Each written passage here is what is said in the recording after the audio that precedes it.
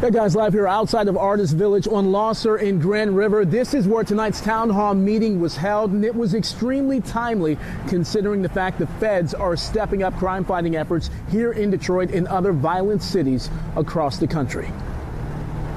I just had this thought, and the NRA is going to beat me up on this. I know I shouldn't even say it, but I'm going to say it. Let's say, for an example, that all civilians, it became mandatory that they could only have a revolver.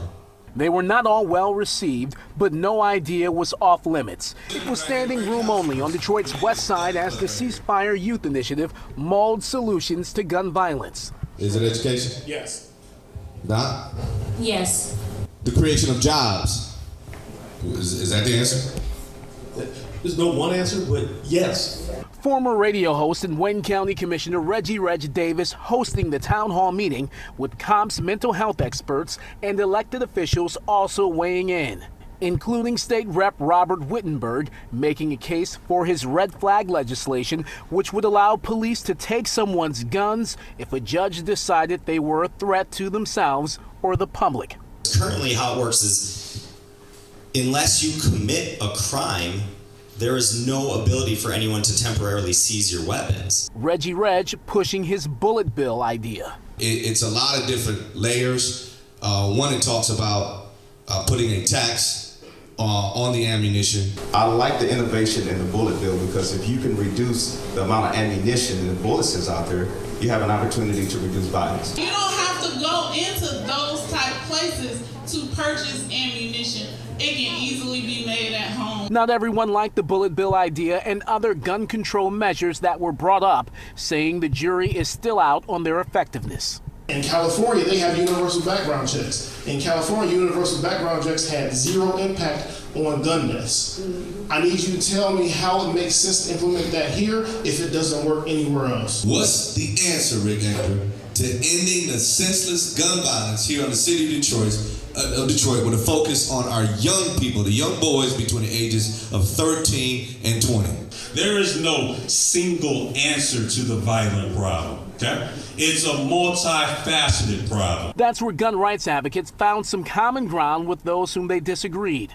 The solutions to gun violence have to be as diverse as the causes, from poverty to conflict resolution, from mental health to a reformation of values. But the biggest thing is this. In our community, it's about respect. So if I feel disrespected, it's a street code that, okay, you got to get it in blood. Okay, so disrespect will get you killed.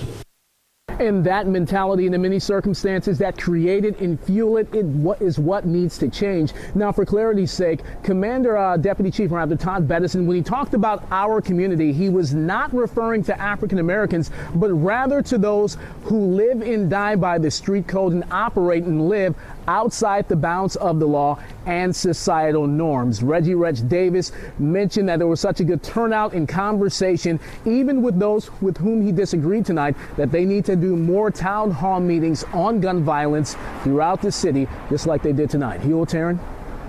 Well, Randy, what about mental health? Obviously, that's a key issue as well. Yes, it is, and there were mental health experts here, and something that they mentioned tonight, as do other mental health experts, is that those who suffer from mental illnesses are more likely to be victims of crimes as opposed to those who perpetrate them and commit crimes.